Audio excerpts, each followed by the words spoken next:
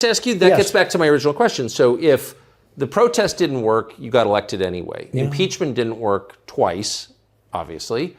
Indictment is not working. Your poll numbers go up. When they raided Mar-a-Lago in August of last year, your numbers went up. They can indict you 20 times, and you're not gonna lose the Republican primary because of that.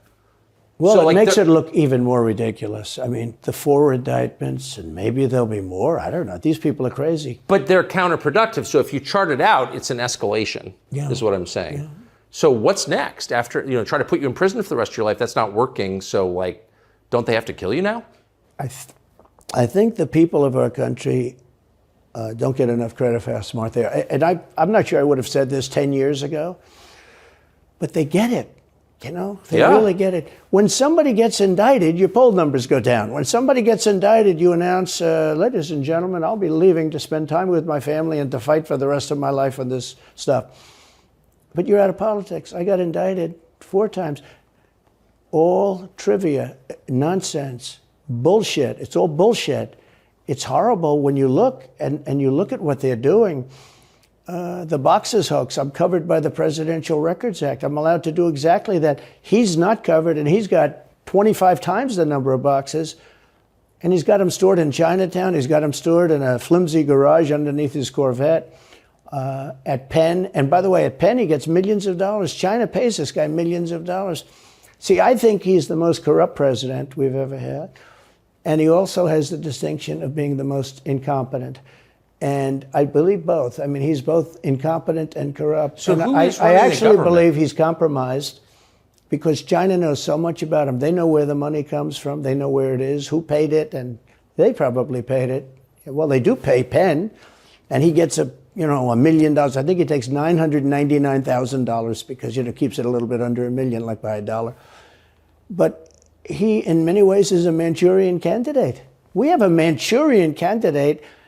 And he's afraid to tell Russia to get out of Cuba. He's afraid to tell China to get out of Cuba. He's afraid. China now is building, think of this, China is building military installations in Cuba. The Cuban population of Miami is not too happy because they're never going to be able to go back. And you don't even hear about it. And the worst culprit is the press, the media, because normally, when I first heard that China is building installations in Cuba, and installations means military installations. Okay, they said just some communication. They did that on the islands with Japan. They took the island, they started this massive construction, and they told everybody, including the Japanese have to be very careful. They told everybody that this is a housing development. They're going to build a housing development. And I said, how come the runway is 20,000 feet long? Private jets need 4,000 feet. They don't need 20,000 feet. The big ones need 20,000 feet. They don't even need 20. And I looked at the runway. I said, that's the largest runway ever built, both in width and length, for housing development. There's nobody that has a plane that big that you would have a runway that's Why that's is for China testing. Allowed to conduct imperialism in our hemisphere? Well, yeah, and it's far beyond Cuba. It's all over South America. Yeah, in the Caribbean. So we built a thing called the Panama Canal. We lost 35,000 people to the mosquito, malaria. Yeah. We lost 35,000 people building. We lost 35,000 people because of the mosquito. Vicious. They had to build under nets. It was one of the true great wonders of the world. As he said, one of the 9 wonders of the world. No, it was one of the 7. It happened a little while ago, It says 9 wonders of the world. You could make 9 wonders. He would have been better off if he stuck with the 9 and just said, yeah, I think it's 9. But this is one of the true 7 wonders of the world. And you take a look at the Panama Canal. It was such an incredible engineering marvel. We sold it under Jimmy Carter. We sold it to Panama for $1. The following day, they quadrupled the amount of money that ships had to pay to get across. They didn't lose one ship. And now they've made it much bigger, and now they've widened it. They've doubled it, right? They've more than doubled it. And it's one of the most profitable things. Any time it's just incredible, right? We gave it away for $1. China now controls it. They actually control the Panama Canal. They run it, they control it. And we shouldn't let that happen. And we can't let China be in Cuba. And they'll get out. If I'm president, they'll get out. because I had a very good relationship with President Xi, but he respected this country, he respected me, and he'll get out. And we can't let them run the Panama Canal. We built the Panama Canal. Should have never been given to Panama. We should have had it. But we gave it for $1. Think of it. They quadrupled. In one day, they lifted the fees, which are, pretty big, for these massive ships to go through, right? Rather than going around the Cape and to all the tremendous storms, such beauty, it's beautiful stuff. But you didn't want to get caught in those storms. Those were storms that wiped out the biggest ships. And we go through the Panama Canal, we built it, and we gave it away for $1. Think of that, how stupid are we? We have done the stupidest things in this country.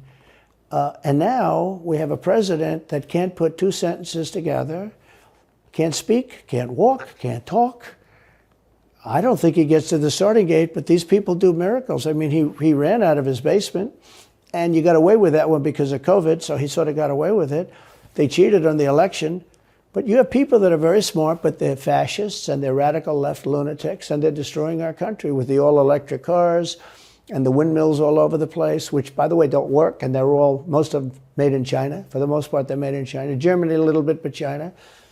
But you look at what's happening to our country, even no voter ID. I mean, why don't they want voter ID? There's only one reason they don't want voter ID, because they want to cheat. I mean, who doesn't want, the Democrat convention, the last one, they had voter ID that was this big. It looked like a prison card, this big on their chest. You walked in, they had your picture, your this, your fingerprint. They had everything. The most incredible voter ID I've ever seen.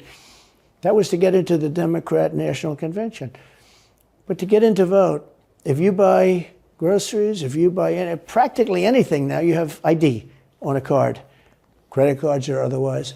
But don't you think it's racist to have to show your ID? Well, they probably say that. They use anything not to show ID, because voter ID is pretty simple. And we could go back, and we should go back to all paper ballots, voter ID, same-day voting. France did it. France had mail-in ballots, and it was terrible.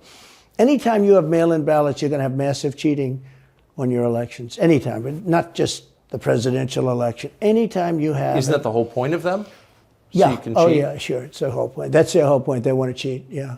They have to cheat because their policies are so bad that if they didn't cheat, they couldn't get elected. Who wants open borders? Who wants high taxes? Who wants high interest rates? Who wants to not be able to use a gas stove or have to drive an electric car, which, you have a 4-hour drive, but the car only goes an hour and a half, so you have to charge it. The happiest moment for somebody in an electric car is the first 10 minutes. In other words, you get it charged, and now for 10 minutes. The unhappiest part is the next hour, because you're petrified that you're not going to be found another charger. I'm not knocking electric cars, they're fine. They're fine. But if people want to buy a gasoline car or a hybrid, hybrids are pretty good, actually, but they should be allowed to buy. They don't want to do any of this. So right now, California's in a big brownout, because their grid is a disaster. The grid all over the country is sort of a disaster, but the grid in California. And yet, they want to have in a very short period of time, millions and millions of cars going off that grid, essentially. It doesn't work. So plug your car into a grid that's failing. You should be able to buy an electric car. Electric cars could be fine if you drive short distances and you want to have, whatever, and you have plug-ins everywhere you go. They could be fine. But you got to have gasoline cars. You got to have everything. Let people buy everything. Now the new thing is your heating systems in the house. They don't want you to have a modern day heating system. They want you to use a heating system that will cost you at least $10,000 to buy and won't work very well. None of the stuff works as well. One of the things I did with EPA is you have states, many states, most of the states have so much water. It comes out of heaven, right? The water pours down and you have it. It's there. It's got to go wherever it goes, into the oceans, whatever. It's not like a big problem. Now, in some states, they have a problem. You have some desert areas and all, and for that, it's okay. But they have sinks where no water comes out. You turn it on, no water comes out. No water comes out of the shower. No water is allowed to go into the washing machine for your dishes or for your clothing or what. And I avoided all of that.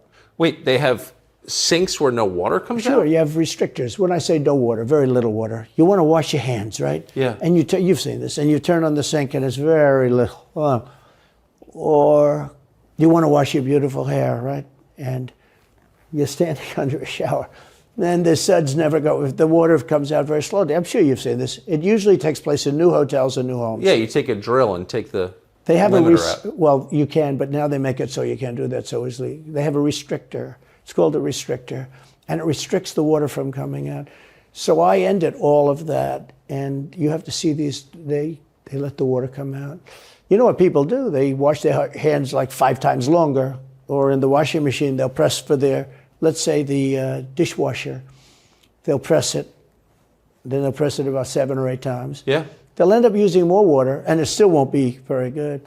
I met with the head of Whirlpool. They were practically going out of business during my administration, and they said to me, from Ohio, incredible, great state, I love Ohio, and they were really doing badly because people were dumping washing machines all over, mostly from South Korea, but also from China. And he was explaining it's just a terrible situation. I said, let me ask you, how's the quality? He says, we're better, but they are good enough quality. But, you know, of course he's going to say that, but, you know, they are better. He said, but they don't allow us. They're dumping these machines. They're cutting us in half. They're killing us. And on top of it, the government won't let us use water in our machines. I mean, he shows me like a quarter of a bottle of water. That's supposed to be washing clothing. And I freed it all up, and I put tariffs on these countries that were selling and the machines coming into the country. And that company went from all the washing machine companies, they make washing machines, they make dryers, they make all of the different machines that do this kind of work, including dishwashers. And they went from a disaster area to being just thriving. But can I ask, they love me in that part of Ohio. Well, I bet they do, but why should EPA, no one at EPA was elected by anybody, Yeah. Why do they have the power to decide how much water your washing machine uses? Shouldn't Congress in a democracy get to vote on that? Yeah, you could say that. They do things that are not very... So how do you, that's my question, how do you, if you get elected again, go back to Washington, how do you keep the agencies under control? How do you keep FBI and CIA specifically under control? The way you do it, like I fired Comey, that was a big deal. You know, a lot of people said, and I fired him very early. Somebody said, oh, I wish you would have fired him. There was a real question about firing him anyway. You understand, because, you know, when they have a 10-year term, there is a question. I fired Comey. That was a great thing. If I didn't fire Comey, maybe I wouldn't be talking to you, or I'd be talking to you about real estate or something else other than politics, right? That was a coup, in my opinion. That was a very sick deal. That was the insurance policy. You remember the insurance policy? Oh, she's going to win, darling. She's going to win. But just in case she doesn't, we have an insurance policy. And insurance policy was what they were doing. And we caught them with that. That was a very important tweet or whatever it was, text. It was a big deal. That was a big deal. The insurance policy. She's going to win 100 million to 1. That's not good odds. At least they gave me 1, right? 100 million to 1.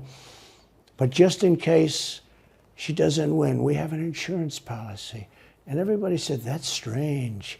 That's strange. But we caught all that because I fired Comey. Because when I fired Comey, it was like throwing a rock into a hornet's nest, into a nest of bees, and the place went crazy. So when you were president, are you confident that you knew everything, say, CIA was doing around the world? No, I'm not. It's a very interesting group of people. I had very good relationships, I thought, but I was a little surprised when I got out that, you know, things go on. Look, it's... What were you surprised by?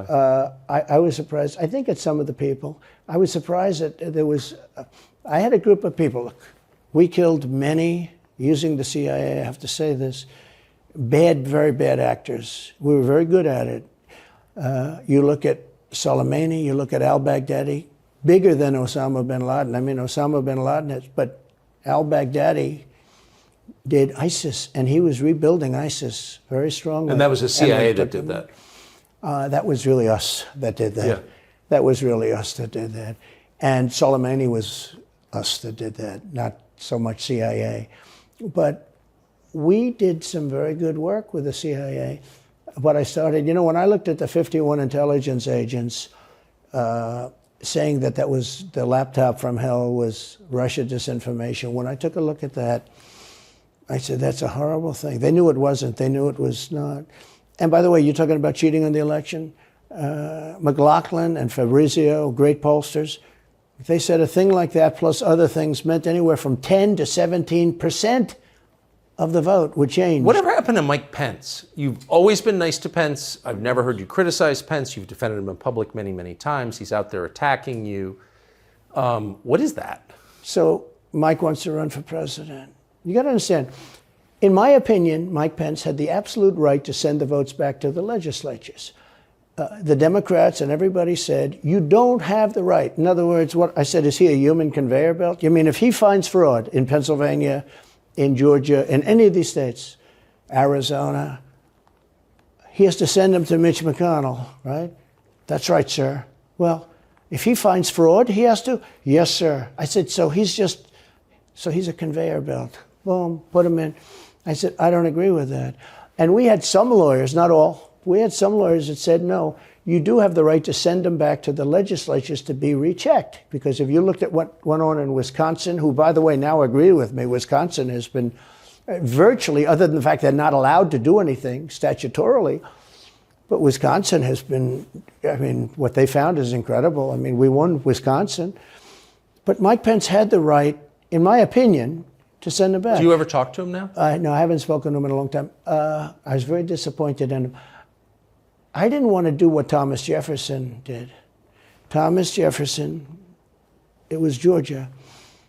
And it was, hear ye, hear ye, the great state of Georgia is not capable or allowed to tabulate their votes.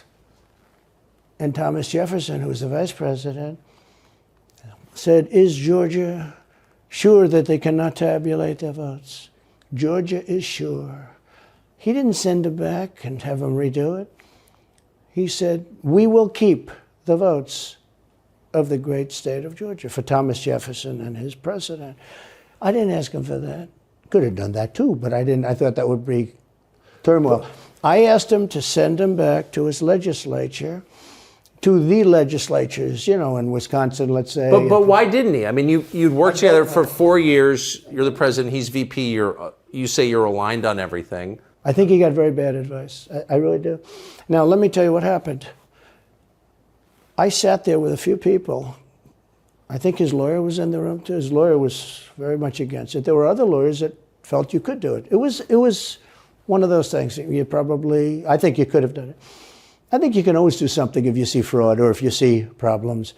But it's very interesting. So after the election was over, the rhinos got together with the Democrats and they redid the election, so you couldn't do it anymore. So then I called the people. I said, so in other words, you're saying I was right. You could do it. Yes, you could do it. In other words, they took the Voting Act and they redid it so the vice president no longer has the power to do what I said he could do. So when that happened, I said, wow. And you know, you'd look some of these Democrats in the eye and they'd say, he has absolutely no right to do it. And immediately after the election, they met rhinos, could name them all, and Democrats, and they approved legislation that takes away the right of the vice president to do it. So I said, so you're saying I was right. The vice president did have the right to do it, and they said, yes, he did. So if you're saying they stole it from you last time, why wouldn't they do the same this time? Oh, well, they'll try. They're going to be trying, yeah. And not only me, you know. Look, DeSantis is out. I think he's gone. So he was at a level. People have figured him out. He's gone. But if somebody else got in, other than me, they'll go at him just as viciously as they did me. These people are sick. They will go after them. And a lot of people say they won't be able to hold up. I do get credit for holding up quite well, I must tell you. I think it's... How do you do that? How do you get indicted, you know, every week and stay cheerful? I think it's a lot easier because I'm so high in the polls, because it means the people get it. The people see it's a fraud. The people see it. Like this horrible district attorney from just a little while ago, from essentially Atlanta, that's Fulton County. She said, basically, I don't have any right to challenge an election. Well, what about Stacey Abrams? What about Hillary Clinton? What about all of these Democrats that are still challenging my election? The same people that are saying he's challenging an election challenged my election. And they did it with slates. They did it with all sorts of things. They were very bad about it. But basically, they're suing me, and they're saying, you don't have any right to challenge it. If you challenge an election, we're going to indict you and put you in jail. So what they're doing is they've weaponized, and don't kid yourself, the DOJ and Biden and the whole group, they're watching all of this stuff. They love the local stuff. You know, the DA in Manhattan. Not only that, they put one of the DOJ top people into the Manhattan DA's office to run things. They don't even have a case against me. It's not even a case. Everyone says, even the Democrats say, you can't bring these cases. You have no case. The Attorney General or the District Attorney, Fannie Willis, in Atlanta, she's getting killed. Basically, she's saying Trump doesn't have the right to criticize an election. But you've been around long enough now. You've seen many elections criticized. I mean, Hillary Clinton goes crazy. Every time she talks, she says, he's not the president. Jimmy Carter said, he's not the president. Well, I am the president. Hillary Clinton called me, by the way, at 3:02 in the morning to congratulate me the night of the election. Did her voice crack? Well, her voice was, it's very different, I will say. I won't get into that. But what do you mean? Her voice was very different. Don't forget, they were all celebrating at 5 o'clock in the afternoon. And I came home and I said, I think we won. I felt we won because the rallies are so big. We'd go to Wisconsin and we'd go to Georgia. We'd go to different states. In Michigan, we'd have rallies. In Pennsylvania, we had 58,000 people in Butler. And I said, how are we losing this? How do you have a rally where you have from 50 to 100,000 people, many of them? I did 7 a day for a couple of days. That's a lot. These are big rallies too. And I didn't hold back. I didn't say, let's make them let's do abbreviations, right? But they challenged this stuff. Yeah. Hillary called me up and conceded. Now the word is that Obama said you have to do that. But she called up and totally conceded. But now, every time you see her on television, she's saying she's challenging the election. Do you think... So that would mean that she should be indicted, but that would mean also that Stacey Abrams in Georgia should be indicted because she still thinks she won the election for governor. She still thinks that. She's never recanted. And do you think Stacey Abrams will be indicted for that? No, of course not. She won't be. The Democrats don't get indicted for things like that. They don't get impeached. No, it's a different thing. With that being said, yes, I had great support when they did impeachment hoax #1 and impeachment hoax #2. Jim Jordan, the House was fantastic. And actually the Senate was very good for me, other than, Mitch McConnell. I think it's too bad I endorsed him. He was begging, he was going to lose that race, and I endorsed him, and he ended up winning the race because of my endorsement. He was down, he was going to lose to Amy McGrath. She was $90 million in cash, all set to go. She was leading by 3, he was going down. I did him a favor, and then 3-4 months later, he really wanted to impeach me. He's a bad guy. But if you look at what's going on politically, it's so interesting. The level of loyalty is different in politics than it is in normal life, I will say. With that being said, I've had great loyalty also. But the House was fantastic. The Senate was very good. They overrode Mitch McConnell. Mitch McConnell, in my opinion, was trying to get senators to impeach me, especially for the second one. And on the first one, he acted very, very slow. He should have gone much faster. But Mitch McConnell wanted to, and the senators went up to him, guys that are subservient to him because he gives money. He gives them money. He gives them a lot of money. He raises some money and he gives it to them, and therefore they do what he said. That's the only form of leadership he's got. So last question. If you're elected president again, what's your number one priority? When you ran last time, you said, I will build a wall. This time, your bottom line top promise to the country. So you can do numerous things at the same time. Of course. But let's say number one is a border and taking hundreds of thousands of criminals that have been allowed into our country and getting them out and bringing them back to their country, Guatemala. By the way, not only the 4 countries that we think of as neighbors, all over the world. Last month, we had 149 countries represented. Think of it. We had 149 countries represented, Tucker, from places that many people never even heard of, coming into our country. And they're coming in from mental institutions, and they're coming in from prisons. They're emptying out their prisons all over South America. They're emptying out their mental institutions. Terrorists are pouring into our country. We have no idea. I had the strongest border in the history of our country, and I built almost 500 miles of wall. You know, they like to say, oh, was it less? No. I built 500 miles. In fact, if you check with the authorities on the border, we built almost 500 miles of wall, and I had another 200 that I was going to build. You know, it's like water, it seeks. And we're going to build another 200. We built it. It was all set to go. All they had to do was install it. It would have taken 3 weeks. And that's when I found out. I said, I think these people actually want open borders. The first thing I would do would be I would seal up the border good and tight, except for people that want to come in legally. Do you think we're moving towards civil war? There's tremendous passion and there's tremendous love. You know, January 6th was a very interesting day because they don't report it properly. I believe it was the largest crowd I've ever spoken before. And you know some of the crowds I've spoken before. And like July 4th on the mall, I think they had 1 million people there. But I think that the biggest crowd I've ever spoken before was on January 6th. And people that were in that crowd, a very, very small group of people, and we said patriotically and peacefully and patriotically, right? Nobody ever says that. Go peacefully and patriotically. But people that were in that crowd that day, very small group of people, went down there, and then there are a lot of scenarios that we can talk about. But people in that crowd said it was the most beautiful day they've ever experienced. There was love in that crowd. There was love and unity. I have never seen such spirit and such passion and such love.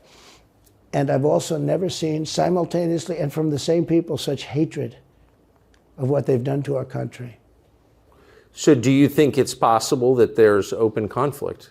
I mean, we seem to be moving towards something. I don't know, because I don't know what it, you know, I can say this. There's a level of passion that I've never seen. There's a level of hatred that I've never seen, and that's probably a bad combination. Donald Trump, thank you. Thank you very much. Very much. Carlson, tonight, the main thing that we learned on Friday night, last Friday night, with the release of those previously undisclosed documents from Twitter, is not that social media companies censor conservatives. Obviously, we knew that. No one's surprised to have it confirmed. No one denied it in the first place. No, what we learned on Friday is that big tech works aggressively and in secret with government agencies to subvert the outcome of what the rest of us assumed were free and fair elections. During the 2020 election, Twitter did this with the help of the FBI, committing censorship on behalf of one candidate while working to hurt the other candidate. It is hard to imagine a more brazen attack on our democracy than this. This is not how our system is supposed to work. In fact, it's illegal. What Twitter did is a violation of the First Amendment, as well as of established campaign finance law. They never declared those contributions to the Biden campaign. That's a crime. Thanks to the reporting of Matt Taibbi, who received access to these documents from Twitter's new owner, Elon Musk, we know that this happened. It's not a conspiracy theory, it's a fact. But you wouldn't know it happened if you got your news from legacy media outlets in the U.S. In the days since Taibbi's jaw-dropping scoops, none of them have followed up on the story. Instead, they've dismissed the story as entirely normal. Of course the FBI was working secretly with Twitter and the Biden campaign to control your brain by limiting your access to factual information. That's how elections work. Or they're attacking Matt Taibbi personally for daring to write the story. So the same people who've spent weeks defending billionaire con artist Sam Bankman-Fried, who as of tonight you'll be happy to know was still in the Bahamas, unindicted, those same people are telling you that the real criminal here is the guy who's uncovering illegal censorship in a presidential campaign. It's hard to believe they're saying that. Oh, but they are. Here's a selection. Elon Musk retweeted the quote-unquote Twitter files, a collection of documents that detail how the social media platform supposedly buried a story about a Ukrainian energy company paying money to the president's son, Hunter Biden. First of all, I just have to say that this whole thing is just ridiculous, and it's not true. It was amazing to me that all of these sort of Fox News or whoever else jumped on this without ever fully understanding that it was basically meaningless what happened. And it actually turned out to be a good thing. Musk seems fixated on a 2-year-old story about Hunter Biden's laptop This is what we in the cable business like to call a hot take, and it reveals Elon Musk's profound ignorance of the First Amendment. We now know it was a really helpful thing, actually, the Twitter files today, because we got to see how content moderation works. We got to see how when a group of people with differing political ideas and ideologies and views gets together in the spirit of making a platform safe and healthy. There's just so much there. Al Sharpton teaming up with the former George W. Bush aide to tell you censorship is good. The First Lady saying, this Ukrainian company allegedly paid Hunter Biden, when there's no allegedly about it. Everyone involved has already admitted it. And then best of all, Ali Velshi, we in the cable business. Ali Velshi has never been in the news business. People in the news business cover the news. Propagandists censor and distort the news. And that's what you're watching there. Thankfully, as always, their propaganda is crude and not very effective, mostly because it's so unbelievably not believable. Censorship, explains Brandy Zadrozny like a slightly annoyed kindergarten teacher, censorship is called content moderation.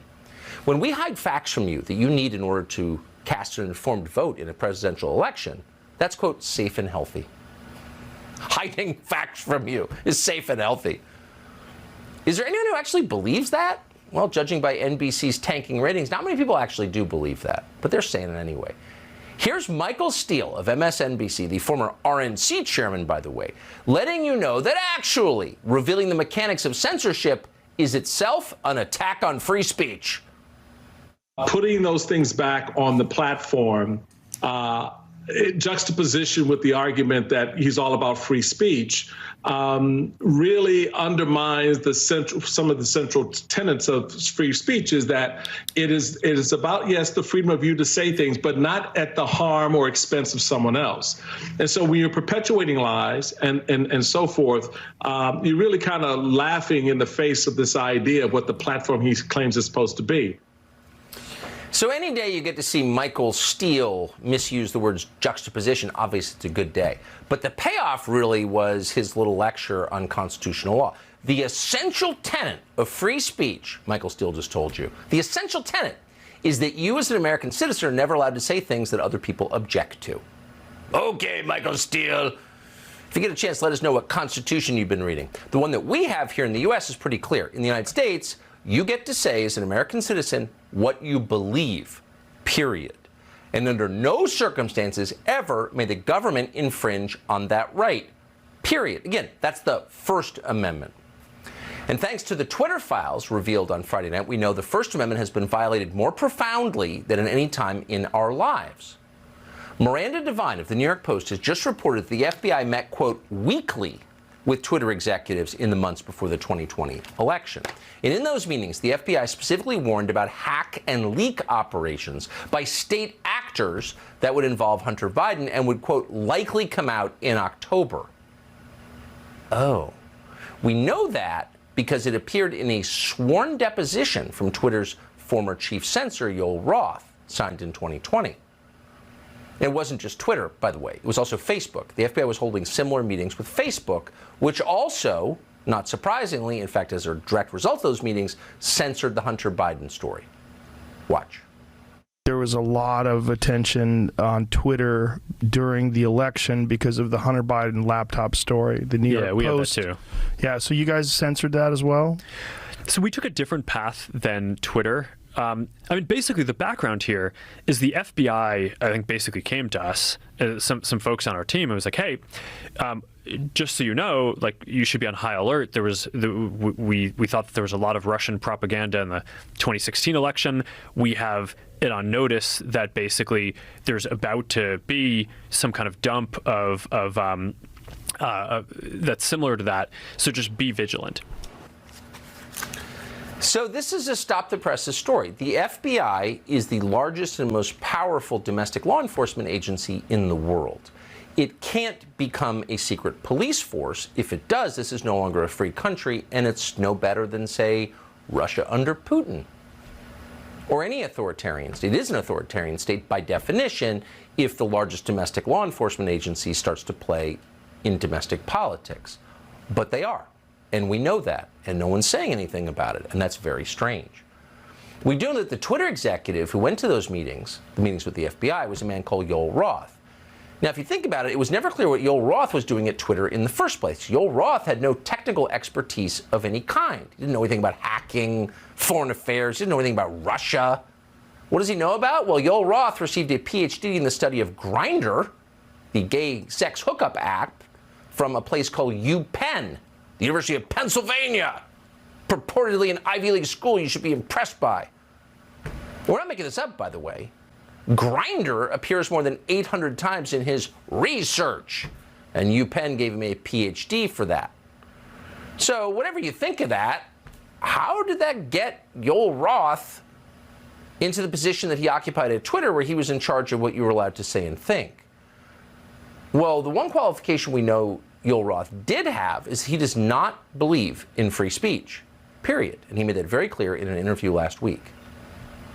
Babylon Bee, which is what got him to buy the thing, I think. That's the one which was not particularly funny. The Babylon Bee's Man of the Year is Rachel Levine. Not funny. The targeting and the victimization of the trans community on Twitter is very real, very life-threatening, and extraordinarily serious.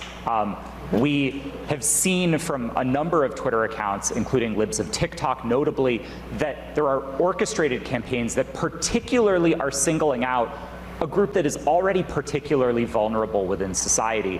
Twitter's written policies prohibit misgendering, full stop.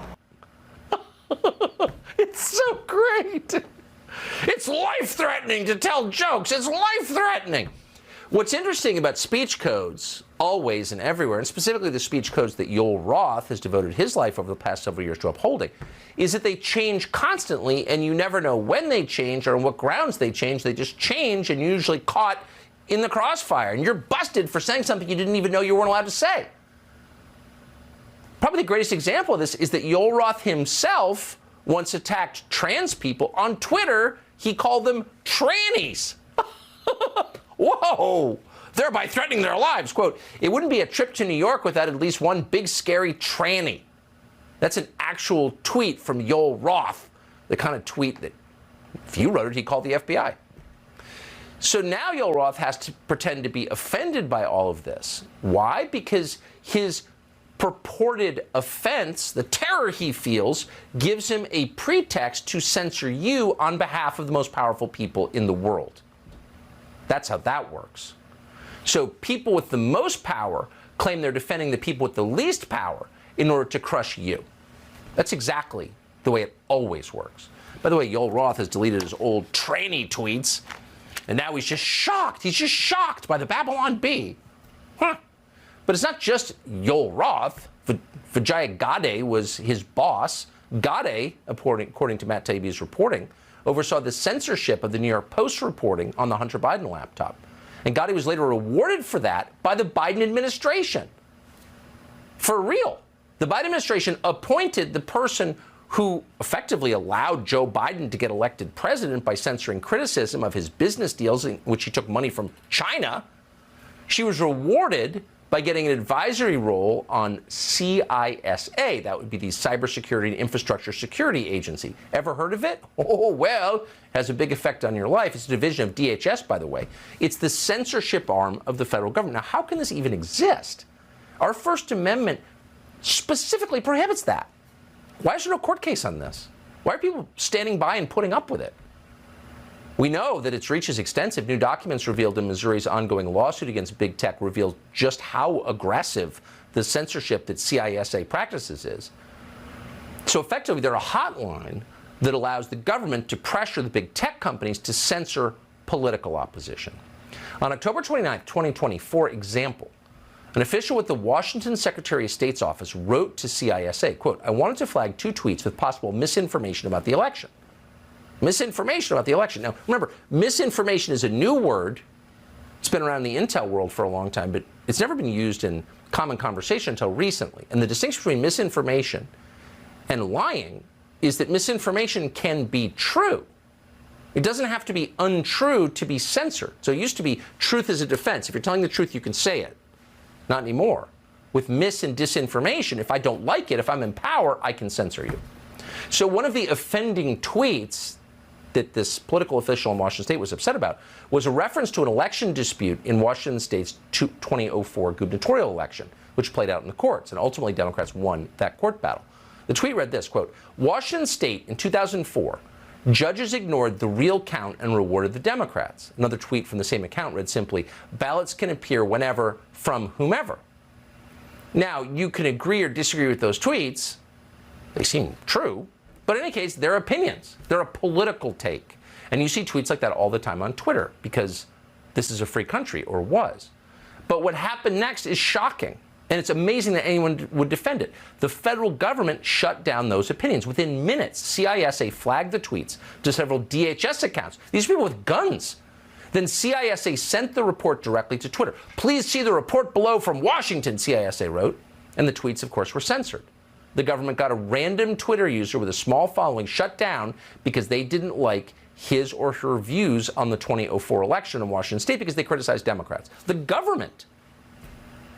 This is not a close call. This is a violation of the First Amendment to the Bill of Rights, to the centerpiece of our Constitution, and it's happening constantly. States reported posts they didn't like, and CISA, an arm of DHS, guys with guns, got Twitter to censor it. Kentucky's Secretary of State did this all the time. The documents show that. So did Colorado's. In fact, Colorado reported several political parody accounts to DHS, which then alerted Twitter, and all of them were pulled off. They were all parodies, by the way. Even if they weren't parodies, it doesn't matter, but they were, in fact, jokes. You're seeing one of them on your screen right now. Smoke weed every day, the account's bio reads, the official, unofficial Twitter account of the state of Colorado. But Twitter took the DHS complaint seriously, why wouldn't they, and censored the accounts. Quote, we will escalate, Twitter wrote. At the beginning of the election cycle in 2021, staffers for the Secretary of State of Arizona, ordered by gubernatorial candidate and then Secretary of State Katie Hobbs, also directed censorship through CISA. Quote, I am flagging this Twitter account for your review, wrote someone on Hobbs' account to the Center for Internet Security. CISA was later CC'd on the email. Why? Well, according to Hobbs' office, the tweets were, quote, an attempt to further undermine confidence in the election institution in Arizona. Okay, so you're not allowed not to have confidence in elections? Really? This is the state where the biggest county took more than a week to count the ballots, and the printers didn't work on election day, though they worked the day before. But you're supposed to have total confidence. In fact, you're commanded to. And if you don't have confidence, you'll be punished. The email concluded, quote, thank you for your consideration in reviewing this matter for action. And of course, Twitter soon censored them. Thank you, we will escalate, Twitter replied. For the fifth time, this isn't just offensive. This is illegal. This is a crime. A crime is being, a very serious crime, a crime against our democracy, not trespassing in the Capitol or gazing upon Nancy Pelosi's desk. Influencing the outcome of elections. It's beyond belief. It's also very common, much more common than anyone thought. This weekend, Elon Musk suggested that Twitter interfered abroad, too. If they do it here, why wouldn't they do it in other countries? Musk suggested they interfered in the Brazilian elections. Quote, I'm seeing a lot of concerning tweets about the recent Brazil election, he tweeted the other day. If those tweets are accurate, it's possible that Twitter personnel gave preference to left-wing candidates. Okay. I mean, it's possible? If that happened, can you imagine? The people lecturing you every day about democracy are subverting democracy in foreign countries, in Brazil, probably in Hungary, probably in El Salvador, in any regime that they don't like, not because those regimes pose a threat to the United States, because they just don't like the cut of their jib. So what we're learning about state interference in democratic elections all over the world has long been suspected, now it's confirmed. And there's a lot more coming from Matt Taibbi and others. In the meantime, though, tonight we're joined by Kari Lake. As we just told you, we know that her opponent in the governor's race worked with big tech to censor her voters. Kari Lake joins us tonight. Kari Lake, thank you so much for coming on. Did you, I mean, I assume you must have suspected something like this was happening. How do you feel now that it's been confirmed? Well, nothing surprises me now, to be honest, but this did. I was a little bit surprised. I mean, we saw what happened with Hunter's laptop in 2020. The DNC's behind it. Biden's people are behind it, keeping the narrative away from discussing the disturbing contents of that. So it shouldn't be surprising that states are doing this. And my opponent, who I wanted to recuse herself from the election more than a year ago because of conflict of interest, it wouldn't surprise me if her office was trying to silence people. I mean, we got silenced. At one point, my Twitter page got taken down because they didn't like one of the tweets I put up during the election. It makes me wonder who was behind that. We had to remove a tweet during the election in order to get our ability to communicate with our followers and the people who were supporting us. It is frightening what's happening with Twitter. This is an arm, it's a propaganda arm of our government, and we need to wake up right now and demand that we get some control over what's happening in our government. The FBI, and you know, we're talking about Twitter tonight. Let's talk Facebook. What about TikTok? Right. This thing is going to go so deep that I think people are going to be shocked when they learn the full extent. I can't wait to hear what they were doing when it comes to censoring us on COVID, when people's lives were at risk, when our children were being masked up. Shocking. And with vaccines. Really quick, how can you have a democracy in a country where the government is suppressing speech? How can that be a democratic country? I believe it's called fascism, and they're always accusing us of being the fascist one. And, you know, they spent 3 years talking about Russia, the collusion story, and they didn't want to talk about Hunter's laptop. They didn't want to talk about problems with our elections that we discovered in 2020 and we saw repeated in 22. When are we going to have a serious discussion about what's really wrong in this country? We don't have a lot of time left on the clock. And you know, as Twitter said, what was the term they used? We're on it. We're going to get on it right away. Well, we're getting on it in Arizona, and the people have had enough. We're sick of the Katie Hobbs' office and the Secretary of State's office and what they've been up to, and we're going to start fighting back, and we're going to be drawing up some lawsuits in our election because we won't have elections that are run like they're run in third world countries.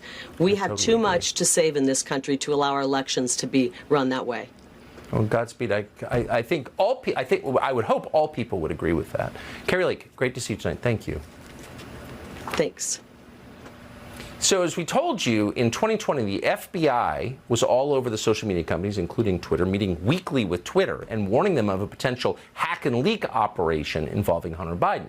Then the laptop came out and Twitter censored them, even though the laptop wasn't hacked. And then dozens of Intel officials claimed the laptop was Russian disinformation. Here's Jim Clapper, for example. How much does the source matter, right? So you hear the story of this laptop. We don't know a lot. We do know that the way that this information is getting out is through Steve Bannon and Rudy Giuliani. How much does the source matter here? Well, source matters a lot, and the timing matters a lot, I think. And to me, this is just classic textbook Soviet-Russian tradecraft at work. So they were lying. None of them, including Jim Clapper, has ever apologized. And yet they sit on corporate boards, they're treated like real people, they're invited on television, they subverted a presidential election. They've never been held to account for that. Why? Charlie Hurtis with the Washington Times, he joins us tonight. Charlie, thanks so much for coming on. So here, you know, there are a lot of things we don't fully understand, we don't know exactly what happened. Here's a very cut and dried case of Intel officials subverting an election and then continuing on as if they did nothing wrong. How are they allowed to do that? Well, they shouldn't be allowed to do it. It is patently unconstitutional. And I guess the biggest takeaway of these new revelations are, you know, we knew that the FBI had worked hand in hand with Democrats and the media to spy on Donald Trump's campaign in 2016 and spread propaganda from the Kremlin to try to destroy the president because they didn't like the president that the American people had picked. They did everything they could to destroy him. But what's kind of interesting here is the degree to which the FBI was pre-positioned before the 2020 election, after having gone on offense and all their offense had failed, to go on pre-position to go after, to protect Joe Biden defensively because they viewed him as their best chance of destroying Donald Trump. They had that laptop. for about a year. We're not sure whether they even looked at it. We now know they clearly did, because before the New York Post story even came out, they were beginning to the effort to get social media to censor this story and to prevent people from knowing the contents on this laptop. And we're not talking about pornography here. We're talking about a clear strategy by the Biden family to enter corrupt relationships with China and Ukraine. You just made such a smart point. I just cannot believe I left it out of my script. They had the laptop already. Thank you. Thank you for reminding us that the FBI had the laptop, so of course they knew. Amazing. Charlie Hurt of the Washington Times, great to see you. Great to see you. Republicans didn't do as well in the midterms as expected, and so it's fair to ask, well, whose fault is that? And a lot of people are asking that. You may have seen reports on a potential challenge to the current leadership of the Republican National Committee, and those reports suggest that our friend, frequent guest on the show, Harmeet Dillon, is considering a run against Ronna Romney McDaniel as chair of the RNC. Is that true? Well, no one would know better than Harmeet Dillon herself, chairwoman of the Republican National Lawyers Association, who joins us now. Harmeet, thanks so much for coming on. Is it true that you plan to run for RNC chair? Well, Tucker, I'm going to announce tonight that actually I am going to run for RNC chair. And the reason is that, to play off of a famous catchphrase, Republicans are tired of losing.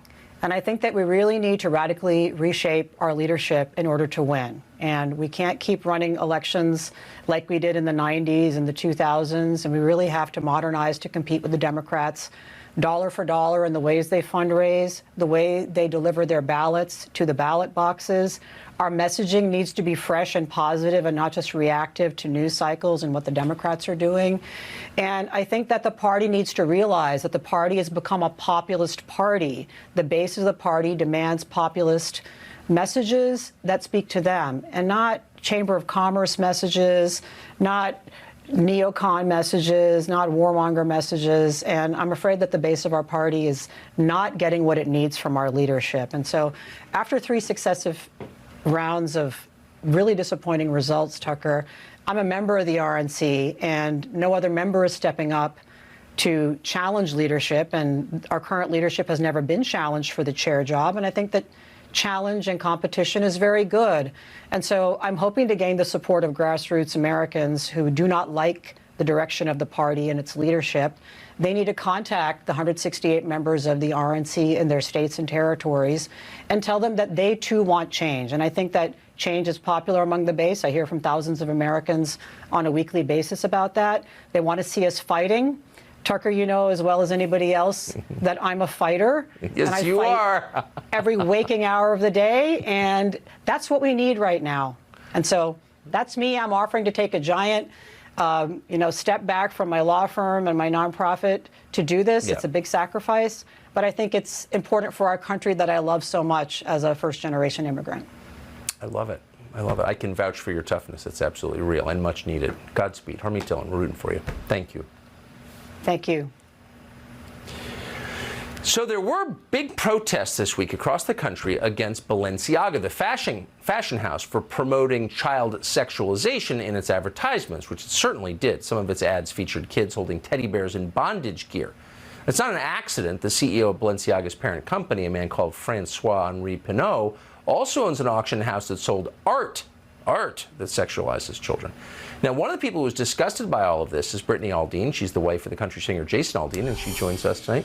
Brittany, thanks so much for coming on. Hi, thank you, Tucker. Thank you. There are, I'm not sure some viewers even know this, there are actual protests against Balenciaga's sexualization of children, correct? Yes, there are. I for one, love fashion. I am super into fashion, but I refuse to represent or wear a brand that has any affiliation with sexual exploitation of children or the sexualization of children. It's disgusting, and what they showed us recently in their recent campaign is pure evil. Well, it is pure evil. I agree with that. And, fashionable people sneer and, oh, you're taking it too seriously and who cares and no actual child was hurt. I think it's worth taking seriously. Why do you think that it is? It's absolutely worth taking seriously because every single detail of the photo shoot was meticulously thought out. I've been on photo shoots before. I know that there are weeks of preparation, if not months. This was meticulously thought out. For them to think that it's appropriate to put children in a situation that we have seen, much less a campaign for their brand, is disgusting. Every single prop, every single book, every single teddy bear, everything was meticulously thought out, regardless if they say it was a mistake or not. It was not a mistake. They have shown us who they are. It's disgusting. It's evil. And the common denominator here is that we have to stand up. We have to fight for our children. This is not political. This is not about religion. The common denominator here is to protect the children at all costs. Everybody should be outraged. So nicely put, and thank you for saying that about photo shoots. You've been on photo shoots, so their claim that we had no idea. I mean, that's totally absurd, laughable. Correct? Yeah, it's absolutely laughable. Yeah. Yeah. Well, thank you for doing this. You're not embarrassed, and I think it makes a difference when people are honest. Thank you. And you are. Brittany Aldean, great to see you tonight. Thank you. Good to see you. Thank you.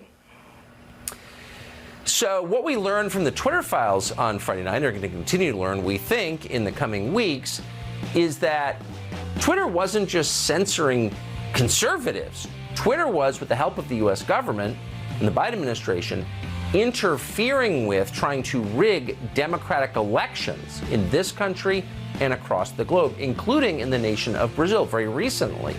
We'll speak to someone from Brazil next. So Matt Taibbi's reporting on Friday night proves that Twitter, often at the direction of U.S. government officials, interfered in what the rest of us assumed were free and fair elections in this country, and not just in this country. Elon Musk tweeted the other day, quote, "I've seen a lot of concerning tweets about recent Brazil elections. If those tweets are accurate, it is possible that Twitter personnel gave preference to left-wing candidates." So we know, I mean, you did the research ahead of time, that Twitter tampered with the democratic election in Brazil, which is should be a crime. It's certainly immoral. Is there any evidence that the Biden administration or U.S. government agencies were involved? I haven't studied the involvement of the U.S. government on that. What I can say for sure is that Twitter tampered with the Brazilian elections because they editorialized, for instance, the trending topics in Brazil. The trending topics, which normally would show whatever content is viralizing on Twitter, during the election period was basically heavily tempered to the point that organic trends with over 500,000 mentions were lacking, were completely absent on the trending topics in Brazil. Meanwhile, fresh hashtags out of the Lula's campaign headquarters with less than 50,000 hashtags mentioned would just get on trending topics in a few minutes after they were deployed. More than that, we had this situation, like I was saying, when Musk initially bid for the acquisition of Twitter, we realized that Twitter entered panic mode. And for a day, a lot of the accounts of the right wing and the conservative movement in Brazil were instantly removed from the shadow ban. So Bolsonaro ended up getting 100,000 followers in a span of a few hours. Accounts from congressmen like Gil Diniz or Caroline Detone or Paulo Eduardo Martins in a day acquired the same number of followers they acquired over 3 years. We saw something similar here. And this confirmed to us that there was tampering. Yes, and I'm ashamed because it is purportedly an American company, and I'm sorry about that has happened to you in Brazil. Rodrigo, thank you for coming on and telling us what you discovered. That's effectively the case that Obama made. Now, what Obama did that day was, strictly speaking, illegal. Several courts later ruled that it's illegal, obviously. Only kings and legislatures get to change the law. American presidents do not have that power and never have. But no one stopped Barack Obama from doing this, so he did it anyway. And the effect, the intended effect, was immediate. Foreign nationals flooded into the United States. Over the decade before Obama's Dreamer Rose Garden announcement, about 8,000 unaccompanied minors showed up at the U.S. border every year. After Obama redefined lawbreakers as dreamers, more than 24,000 showed up. And that's accelerated. Under Joe Biden, the number has grown to 130,000 per year. Now, it's interesting where these people are coming from. They're not coming from a contiguous nation, Mexico. No, they're coming from much farther away. According to new numbers from HHS, 32% of unaccompanied migrants they're seeing are from Honduras. 47% are from Guatemala. Look at a map. 13% are from El Salvador. Those are far away. Those are in Central America. Just 1% are coming from Mexico. What's going on here exactly? Well, mostly they are teenagers. The overwhelming majority are over the age of 14. They're not little kids. And again, this is accelerating. And it didn't stop during the last administration. The Trump administration didn't stop it. Under media pressure, that administration agreed to end so-called family separations at the border. Really, they're inhumane. But the fact is, family separations happen all the time to American citizens. If you commit a crime, you're going to be separated from your kids, and NBC News won't care at all, much less report it. But illegal aliens, dreamers, shouldn't be forced to face these consequences, explained the New York Times. So now they're not faced to, because they're dreamers. So naturally, the surge continued. But why? Why? Typically, a country calculates its immigration levels based on its internal needs. So all throughout American history, there have been periods where, oh, we need people to do this or that. Let's import those people.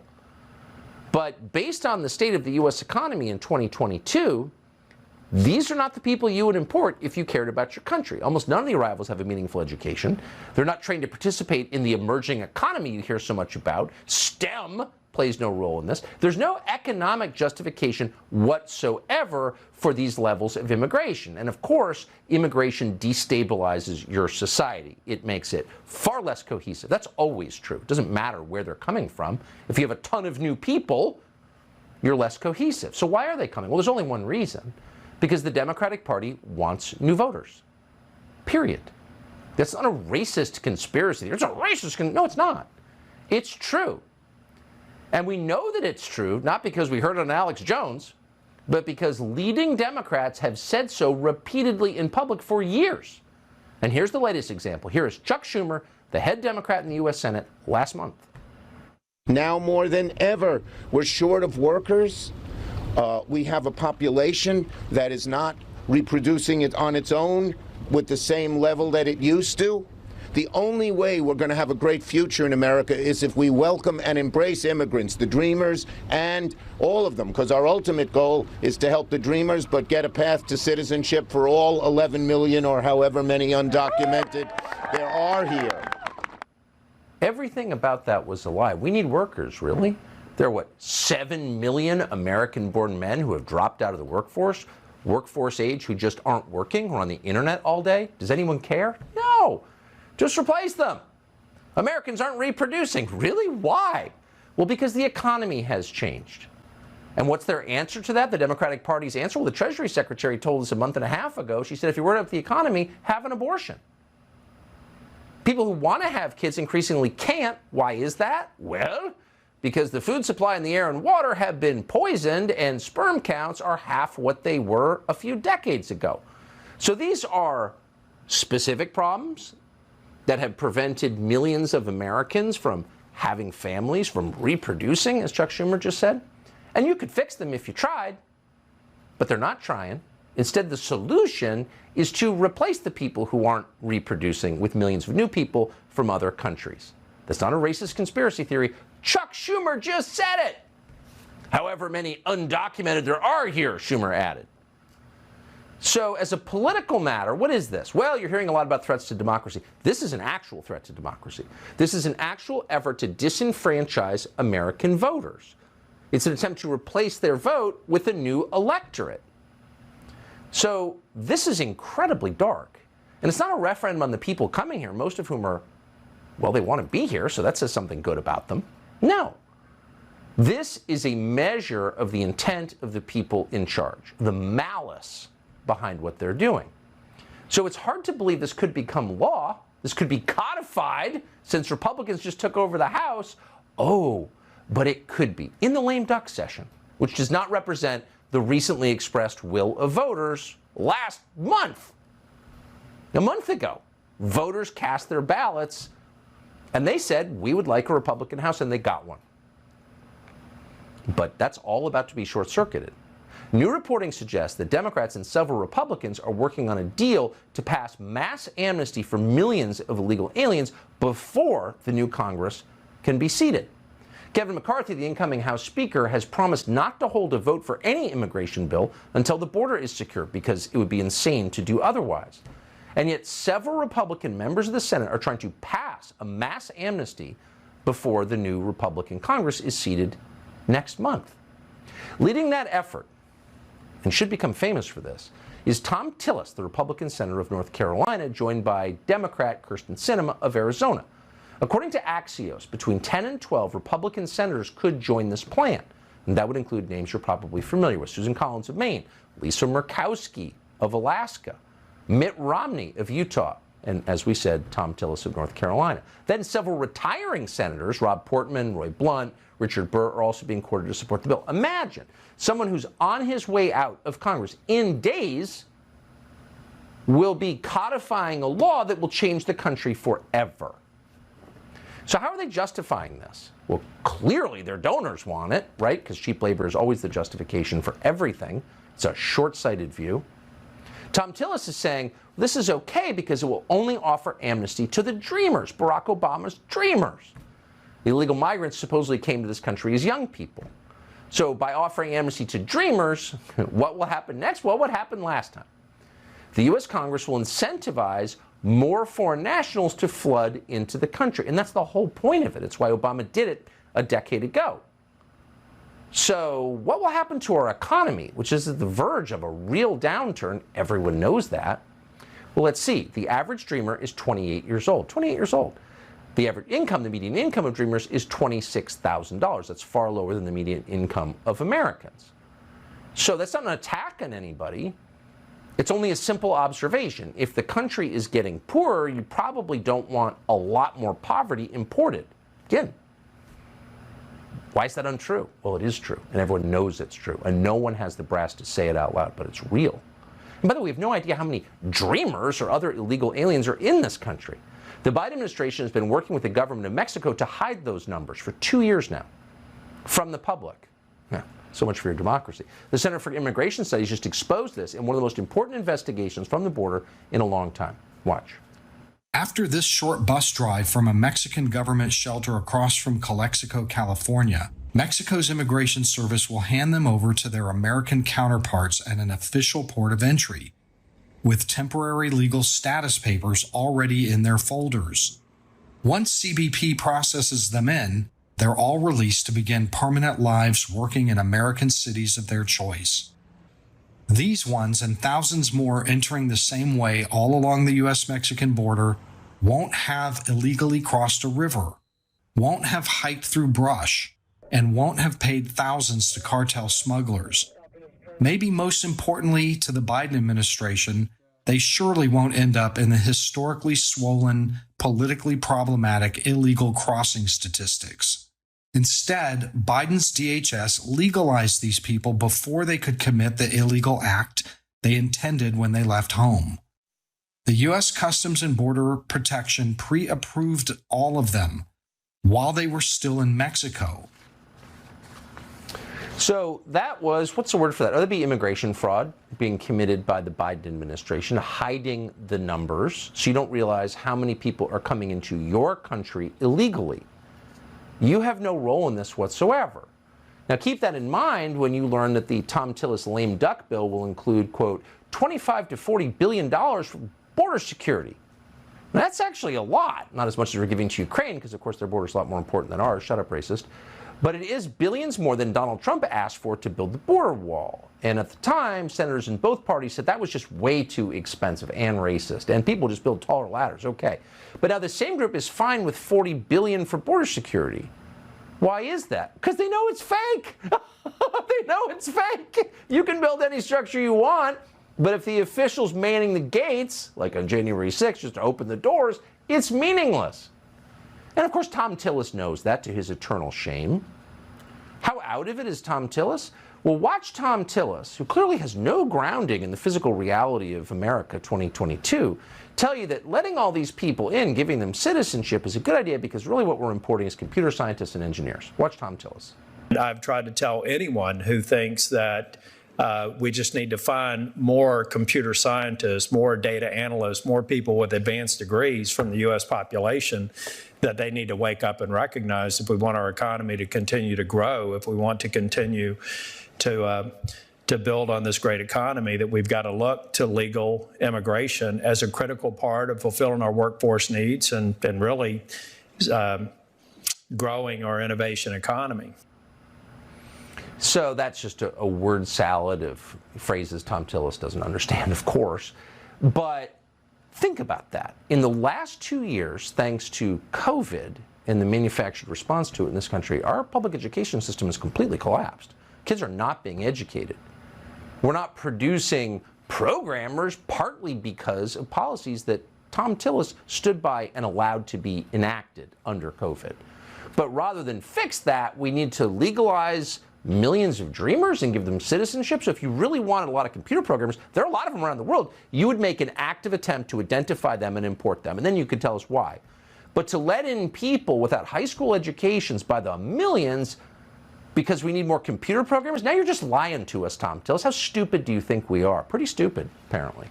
So what's the border actually look like? Well, Charlie LaDuff, our reporter friend from Michigan, formerly the New York Times, has been to the border recently, spent a lot of time there, caught a lot on video. Here's some footage that tells you who's actually coming over. So the closer you get to the border, and this is true of Republicans and Democrats, Hispanics, whites, blacks, none of that matters. Any American who's close to the border is horrified by what's going on there. So the only way that you could support this is by intentionally ignoring what's happening there, like Tom Tillis is and Lisa Murkowski and Joe Biden and all the rest. Today, our Peter Doocy asked Biden, who's going to be in the area soon, are you going to go see the border while you're down there? Watch this. There are more important things going on. Right. What's actually happening is the Biden administration ended the policies that would have stopped this flood of unaccompanied minors at the border, and now they want to make the problem even worse, and they're doing it for a reason. They're telling you what the reason is. You're not allowed to notice, but it doesn't make it any less true. This is real. This is happening. No one's stopping it. Republicans are colluding to allow it to continue. Stephen Miller is a senior advisor, was for 4 years to President Trump. He implemented many of the policies that the Biden people canceled. He joins us tonight. Stephen Miller, thank you so much for coming on. So it's a little, when you look at pictures of what's actually happening at the border, when you see the numbers, 5 million people in 2 years, totally changing the American population, how could Tom Tillis and Murkowski and Romney, how could they support giving an amnesty in the face of that? Because they support unlimited immigration into this country. They believe fundamentally, as a philosophic matter, that Americans aren't up to it. Americans can't cut it. The American middle class is no good. Its values are useless. Its history is useless. Its aspirations mean nothing to them, like the dirt that you walk on the ground. So of course you need to bring in new people. And I would say that on the Dreamer point specifically, it is the most insidious form of amnesty that any country could ever consider, because the message to the world is, smuggle a child into this country and that child will be rewarded with U.S. citizenship. And what you will have, and what we're already seeing, is a wave of illegal minors being brought into this country of biblical proportions. Just to put this into numerical perspective, in 2020, when we used Title 42 to adopt a 100% repatriation policy for minors, we achieved the lowest levels of minor crossings since pre-Obama amnesty times. You talked about DACA in your opening. So before that, no one had ever seen numbers that were that low of minors before this whole thing started. Then Biden came in, and despite warnings from Border Patrol, he said that minors are exempt from Title 42, the automatic expulsion policy. We have now seen almost every single month under Biden, let this sink in, almost every single month under Biden, the number of unaccompanied minors who have entered the country is higher than every single month in American history before Biden. Every month, almost without exception, is higher than any month in all of history before Biden. And in that environment, Sinema and Tillis and others are saying, let us codify the idea that smuggled minors are Americans for life. It's insane, Tucker. Well, I mean, it's encouraging human trafficking Tom Tillis. That's what you're doing, and you know that's what you're doing, but you're doing it anyway. Stephen Miller, appreciate you coming on. Thank you. A great pleasure to our friend Bill Hemmer, who's at the big board for us. Hey, Bill. Hey, Tucker, good evening to you. Got a bit of a mixed picture right now. It's early on the night, frankly, and it looks like it could be a long night. This is the current runoff here. The difference, Warnock leading Walker by about 100,000 votes. The difference between the two candidates. You got about half the vote in accounted for. Now, I want our viewers to know that we're talking about small percentages here and there. As we go around this map in the rural areas of Georgia, you see a point gained here, a point lost there. So these are small margins, but they matter in the end because 4 weeks ago, Tucker, this was the outcome. Warnock beat Walker by less than a point, okay? So that's how thin this race could be throughout the night. So that was 4 weeks ago during the midterm. Let's come back to the runoff tonight and show you a few things that we've noticed, especially the rural counties right now. Can't say it empirically, but a county like counties right now. Can't say it empirically, but a county like Franklin County up here in the Northeast. What I would direct our viewers to see is that Walker right now, with just about 99% of the estimated vote in, is about 86.6%. in that county. So where was he percentage-wise 4 weeks ago? Watch it here. He was at 84.7. So in that county, he's outperforming by about 2 points. Now, conversely, I could find other news. Let me clear that off here and come down to, if I can get it right here. Yes, okay, this is Putnam, and then this is Baldwin County. A lot of people consider this to be a bellwether. Why is that? Because it tends to go the way the rest of the state goes. So right now, not all the votes in. And again, a lot of the early vote is counted first. That's the early in-person vote. It trends blue, okay? So we just want to caution viewers throughout the night as we go as well. Remember, 4 weeks ago, Warnock had the lead. Walker caught him around 10 o'clock Eastern, then Warnock went ahead around midnight that night. So right now, Warnock's at 50%. Let's go back 4 weeks ago and see Warnock was at, okay, so Warnock has gained about a point. I could go throughout this entire map, Tucker, and show you good news for Walker and good news for Warnock. And again, right now, it's too close to call. A lot of these blue counties around Atlanta, that's where your population lives. Fulton County ranks 1 out of 159. You've only got half the vote in, so you've got a lot of votes to go here in Fulton County throughout the night. Warnock, pretty good number. You expect it to be that high, and I'm going to show you, Tucker, 4 weeks ago in Fulton County, he wound up with 73.5% of the vote. So then, Walker's got some time as we go through the votes in Fulton County, Atlanta. So you can mix and match and find some good news for either party right now. We'll see how it goes throughout the night. Tucker, back to you. 49% counted. Bill Hemmer, who may be there for a while. Great to see you, Bill. Bet. So Elon Musk promised more documents from Twitter over the weekend. Remember, that first dump came on Friday, but then the documents never came. Why is that? A remarkable story, actually. Twitter's general counsel, Jim Baker, the former general counsel at the FBI, the guy at the center of Russiagate, appeared to subvert the release of those documents and just got fired a few hours ago from Twitter. Incredible story unfolding now. Details after the break. So we told you on Friday about the internal documents from Twitter that Elon Musk released, gave to Matt Taibbi, who wrote about them, and then they told us, Taibbi and Musk said that this is just the first batch. You're going to get a lot more in days to come, over the weekend and yesterday. But they never came. That's kind of weird. The deadline came and went. What happened? Well, we learned today what happened. This weekend, Matt Taibbi and Barry Weiss, who's helping him do this reporting, found out that the general counsel of Twitter, that would be the former FBI general counsel, James Baker, had been vetting the documents before Taibbi and Weiss could see them. In other words, removing the ones that might incriminate him or the feds. Apparently, even Elon Musk, who owns Twitter, didn't know this was happening.